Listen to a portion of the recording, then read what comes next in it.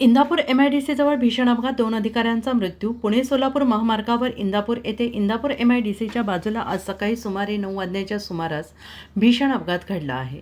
Truck आणि तुफान या वाहनाचा टायर अचानक फुटल्यामुळे चालकाचा ताबा सुटून हा अपघात झाल्याची प्राथमिक माहिती समोर येते आहे. अपघात एवढा तीव्र होता की दोन्ही वाहनांचे मोठ्या प्रमाणात नुकसान झालेलं आहे. या अपघातात तुफान गाडीत प्रवास करणारे इंदापूर MIDCमधील एका नामांकित कंपनीचे मुख्य अधिकारी होते. दुर्दैवाने हा भीषण अपघातात दोघांचा जागीच मृत्यू झालेला आहे आणि या घटनेनंतर परिसरात हळहळ व्यक्त केली जात असून नागरिकांमध्ये भीतीचं वातावरण निर्माण झालं आहे.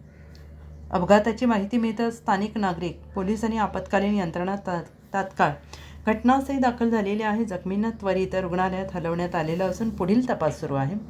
अलीकडे पुणे सोलापूर महामार्गावर विशेषतः इंदापूर परिसरात अपघातांची संख्या वाढत असल्याचं दिसून येत आहे.